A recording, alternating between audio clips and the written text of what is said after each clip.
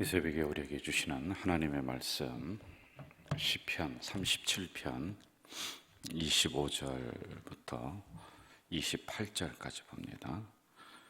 시편 37편 25절부터 28절까지 보겠습니다.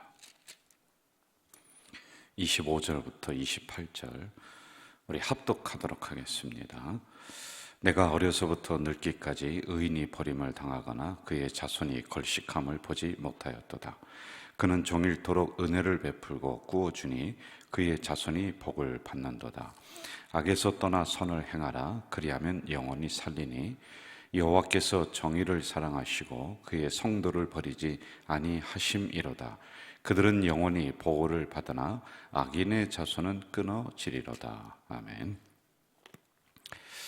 오늘 이제 25절 이 한 절만 가지고 제가 새벽에 묵상을 하고 또 우리가 은혜를 받도록 하겠습니다.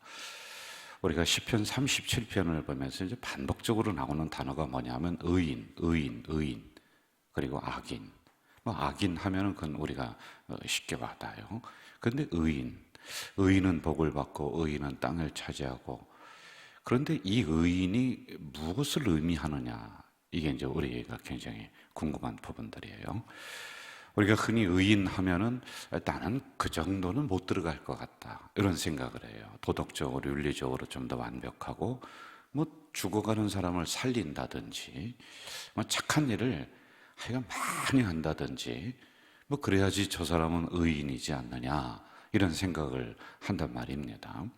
그래서 우리가 이 의인이, 지금 말씀하시는 의인이 무엇을 의미하는가를 해석을 해야지만이, 그리고 이 말씀이 나에게 잘 다가와야지만이 그 다음에 땅의 복을 받든지 뭘 하든지 이 말씀이 내 것이 된단 말입니다. 한번 잘 여러분들이 들어보시죠. 자, 우리 교회도 교육자분들이 몇 분이 이렇게 계십니다.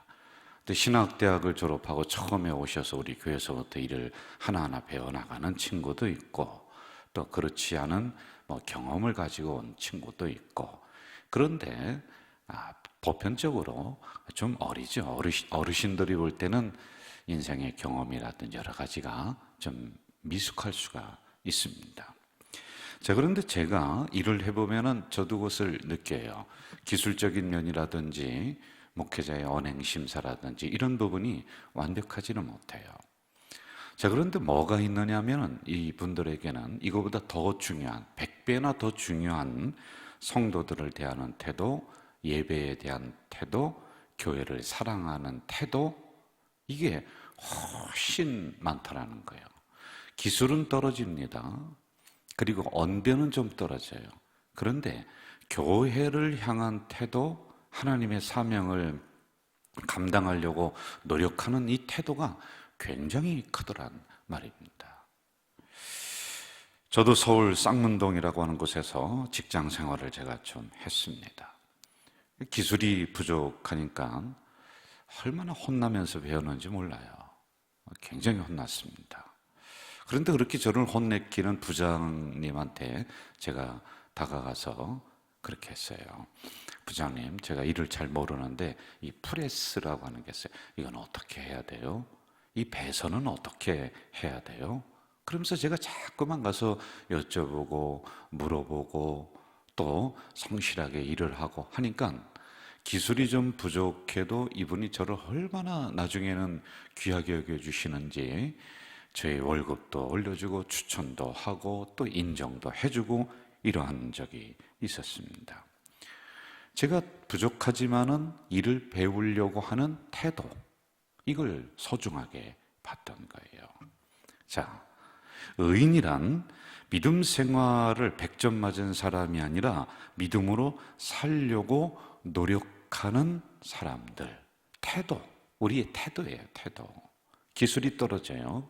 우리가 하나님 볼 때 참 말씀으로 살지 못하는 그런 부분들이 있어요. 그러나 말씀으로 살아가려고 하는 태도, 이걸 의미하고 있는 거예요. 여러분, 새벽 기도 늘 하지 못하지만은 어떻게든지 내가 기도 생활을 이어가려고 노력하는 나의 신앙적인 태도, 11절을 온전하게 드리지 못합니다. 그래서 하나님 앞에 늘 죄송스러워하는 나의 마음의 태도, 이게 바로 의인이다라고 하는 겁니다. 둘째 딸이 어느 날 수학 점수를 받아왔는데 형편없어요. 아주 참 형편없더라고요. 그래서 제가 그 친구에게 물었습니다. 너 이거 놀면서 받은 점수냐? 아니면은 공부를 하긴 했는데 이 점수가 나왔냐? 그랬더니 공부했대요. 그래서 제가 그다음에 뭐라고 했느냐면은 그럼 됐다. 30점을 맞았지만은 놀면서 30점 맞은 거와 공부 열심히 했어요. 그런데 30점 맞은 거와 이거는 다르단 말입니다. 왜? 이미 방향성과 노력하는 태도가 있는데 점수가 그것뿐이 안 났어요. 그러면 그 다음에 이 방향성과 태도를 그렇게 정했으니까 그 다음에는 조금 더 나올 거예요. 그 다음에는 조금 더 높게 나올 거예요. 그래서 제가 괜찮다 이렇게 얘기를 했습니다.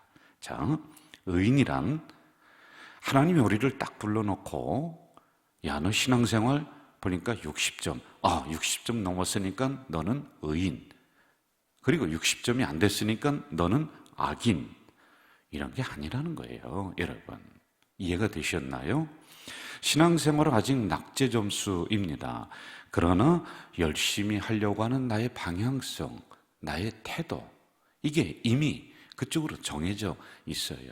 그럼 오늘보다 내일이 날 것이고 올해보다 내년이 좀 더 좋아질 것이고, 이러한 부분을 가지고 의인 이렇게 이야기를 한 거란 말이에요. 너 죽어가는 사람 몇 명 살렸냐? 저 물에 빠진 사람 몇 명 건졌냐? 그게 아니에요. 도덕과 윤리적인 점수가 너 몇 점이냐? 이런 부분이 아니라 우리가 부족해요. 낙제 점수입니다만은 우리의 방향성과 태도가 이미 하나님 앞에 말씀을 순종하려고 해. 그런데 아직은 순종은 못해. 말씀대로 살아가려고 해. 그러나 아직 말씀대로 살지는 못해요. 그런데 이러한 부분을 의인 이렇게 이야기를 하고 있는 겁니다. 그래서 여러분 오늘 이 새벽에 이렇게 오신 분들, 그리고 이 영상을 또 낮에 또 들으시는 분들이 있어요. 여러분들 모두가 다 의인이라고 하는 이 영역 안에 들어와 있는 거란 말이에요. 아이고, 나는 여기서 말하는 이 복 못 받을 거야. 왜? 의인이 받는데. 아니, 여러분이 의인이라니까요. 그래서 이러한 부분을 우리가 선제적으로 이해를 하고 우리가 또 다음으로 나가야지만이 된다. 그동안에 여러분 우리가 이 시편 37편을 보면서 땅의 복을 받는다, 물질도 결국에는 꾸어주는 그러한 사람이 된다, 그리고 나중에 악인보다 더 넉넉하게 된다, 악인이 지금 형통하는 것 같아도 결국에는 네가 형통할 것이다, 하나님이 갈 길을 인도할 것이다. 그런데 이게 남 얘기가 아니라 의인, 여러분의 얘기예요. 나의 것이란 말입니다. 이것을 믿으시기를 주의 이름으로 축원합니다. 이게 돼야 됩니다. 자, 여러분, 제가 지금 뭐 온갖 좋은 것을 다 갖다 붙이면서 여러분 땅 회복받고 뭐하고 이렇게 할 것입니다. 그게 아니에요. 저는 항상 본문을 제가 잘 안 벗어납니다. 주제를 안 벗어나려고 하는 거예요.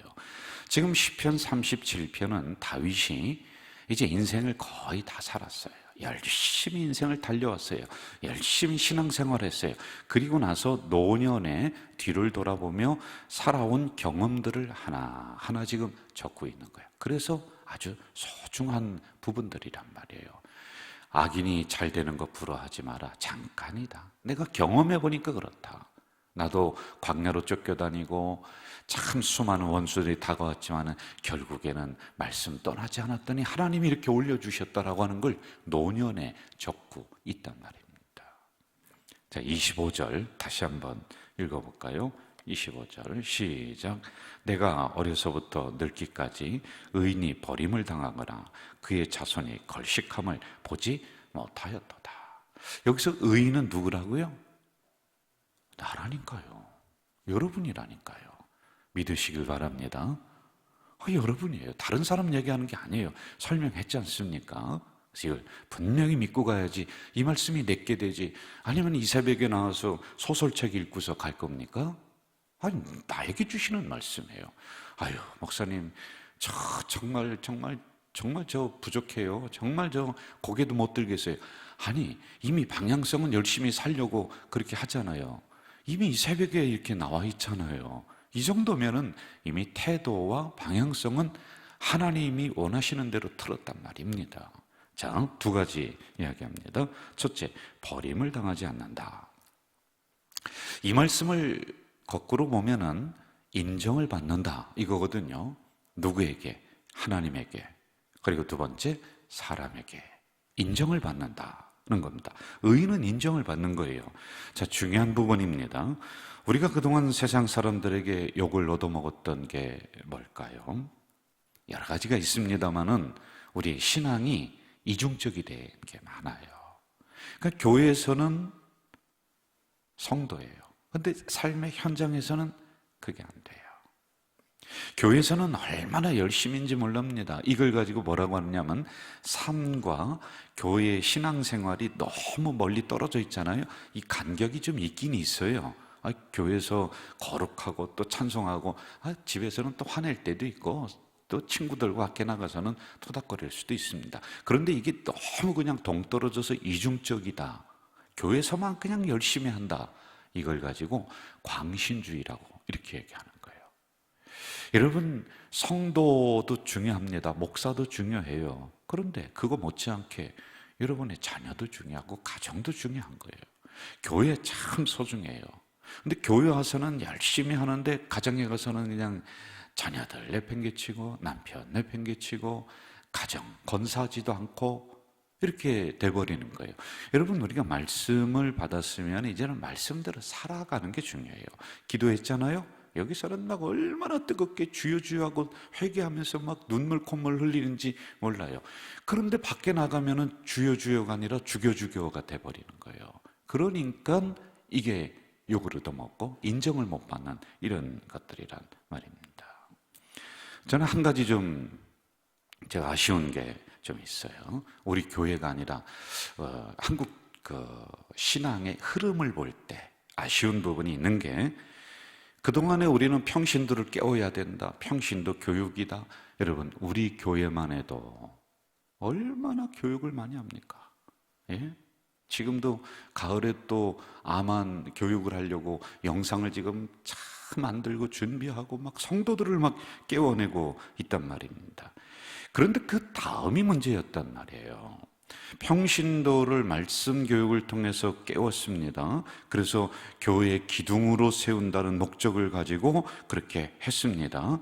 그런데 그들이 교회에 와서는 기둥이 되는데 삶의 현장에서는 기둥이 안 돼. 교회 안에서는 깨어났는데 삶의 현장에서 깨어나야 돼요.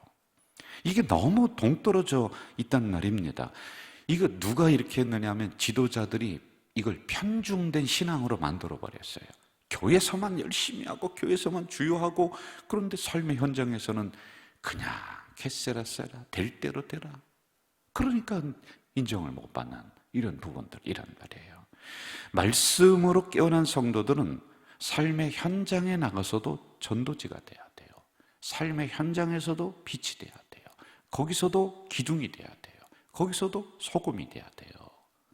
이걸 가르쳐야 되는데 목회자들이 그런 건 생각 안 하고 교회에서만 열심히 하고 뭐 교회에서 대접 잘해, 목회자들 대접 잘 해주고 하니까 그것만 딱 가르쳤단 말이에요.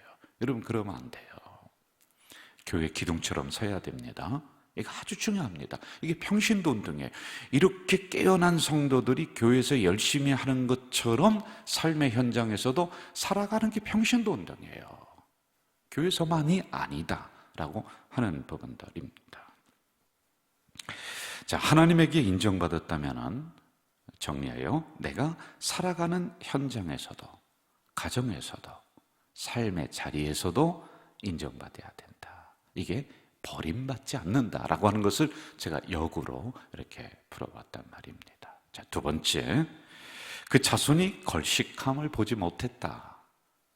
누가? 여러분의 자녀가, 여러분이 의인이란 말입니다. 자, 우리는 그리스도인들이 참으로 우리가 또 잘못 생각하는 것들이 좀 있어요. 세상 이중적으로 생각해.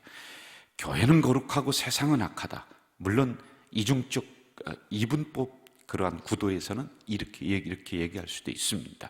그런데 여러분, 악하다라고 하는 세상에서 살아가잖아요. 예? 물질은 악하고 그리고 이 말씀만이 거룩하다. 아니에요. 이 성경에 돈 이야기 얼마나 많이 나오는지 아십니까? 믿음이라고 하는 단어보다 돈 이야기가 더 많이 나온다니까요. 근데 이걸 우리가 그동안에 그렇게 배워왔어요. 그래서 나는 물질 바라보지 않아. 나는 물질 생각하지 않아. 나는 오로지 믿음이야. 오로지 기도야. 아니, 지금 여쭤볼게요. 밥은 안 먹고 사세요? 그럼 그 밥은 돈 아닙니까? 이렇게 생각하도록 가르쳤기 때문에 이게 잘못된 부분들 중에 하나예요. 그러니 여러분, 세상을 주도하지를 못하는 거예요. 세상에 변두리인으로다가 있는 거예요. 여러분, 옛날에 뭐 하다 안 되면은 그럴 때가 있었습니다. 하다 안 되고 뭐 어디 직장 가다 안 되면 신학교 가서 목사 된다고 하는 얘기가 있었어요. 그러니 여러분, 우리를 어떻게 보겠습니까? 세상은요, 하나님이 우리에게 주신 영역이에요.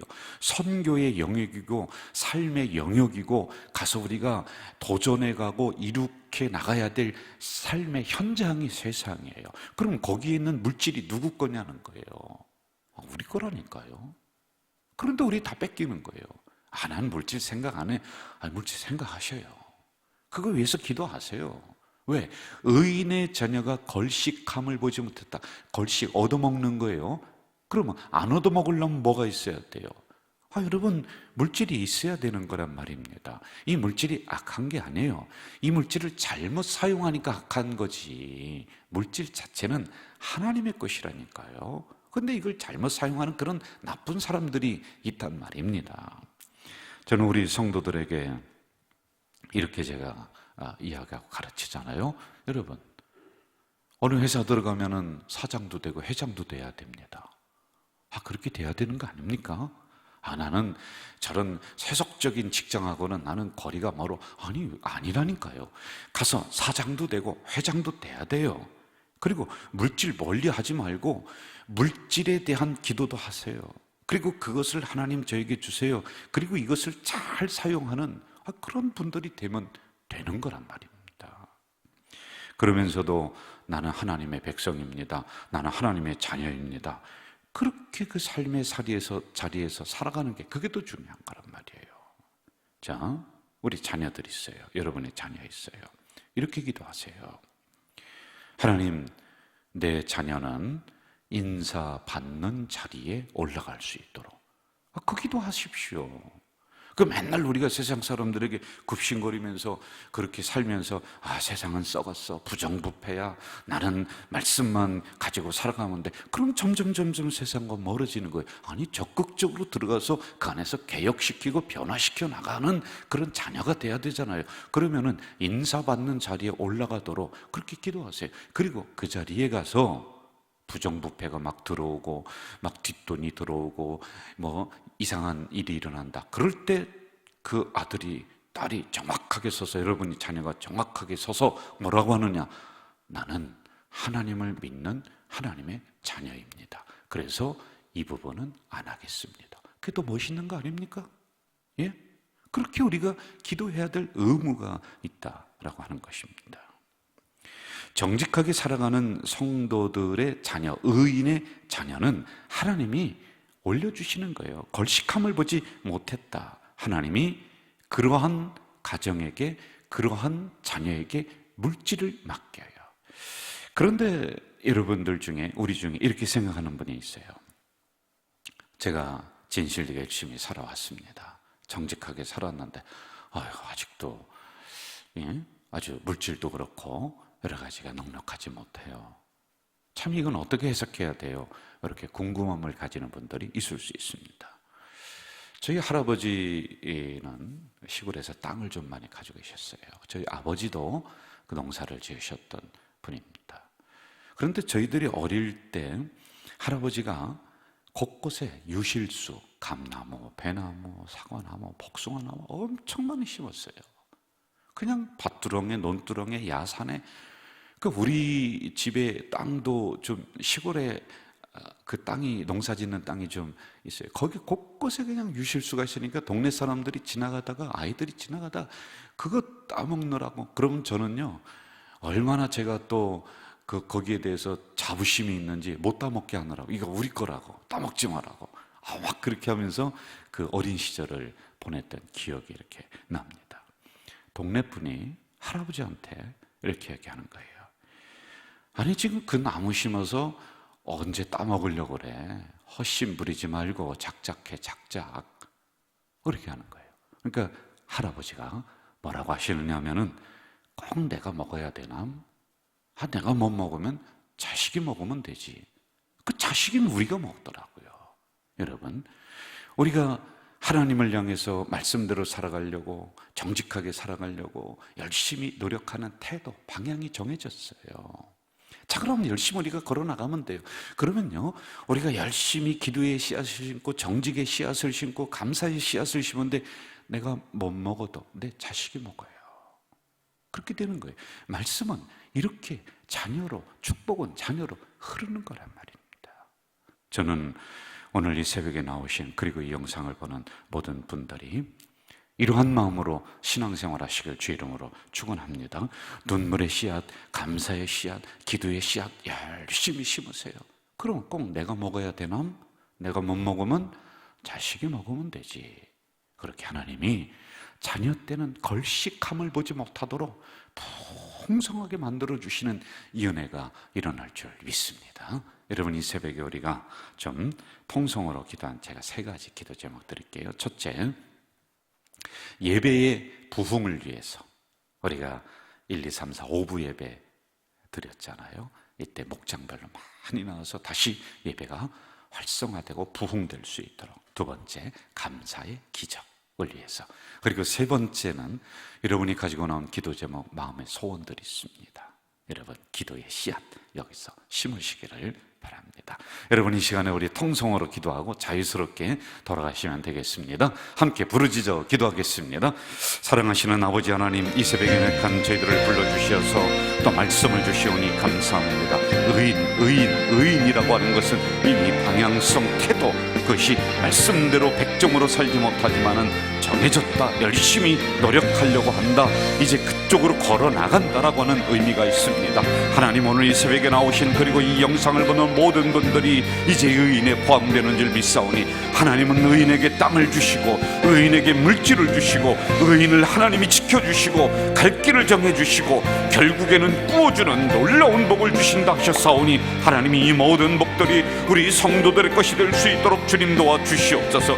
믿음에 욕심내게 하시고, 또한 우리가 물질이 세상 것으로만 생각하는 것이 아니라 하나님이 나에게 주시옵소서. 내가 잘 사용하겠습니다. 하나님, 내가 거룩하게 사용하겠습니다. 그리하며 우리가 가슴을 넓히고 기도를 넓혀나가는 우리 성도들이 될 수 있도록 주여 도와 주시옵소서. 하나님, 우리 성도들이 이왕이면 회장, 사장도 되게 하시고, 자녀들이 인사받는 자리에 갈 수 있도록, 그래서 그 자리에서 깨끗하게 하나님의 말씀대로 살아가는 우리 자녀들이 될 수 있도록 주님 도와주시기를 간절히 소원합니다. 세상에서도 인정받고 하나님에게도 인정받는 우리 가족 공동체 식구들이 될 수 있도록 주님 도와주시옵소서.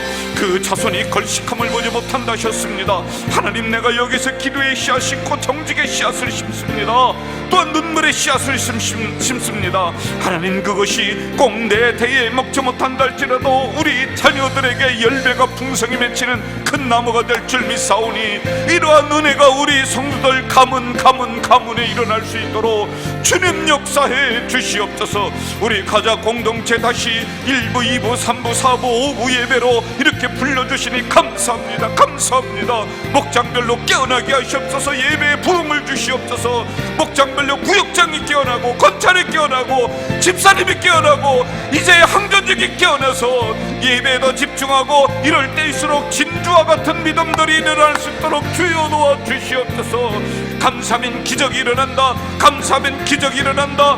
눈물을 흘리면서도 감사의 씨앗을 심는 우리 성도들이 될 수 있도록 주여, 감사의 기적의 운동이 우리에게 일어날 수 있도록 주님 도와주시길 간절히 소원합니다.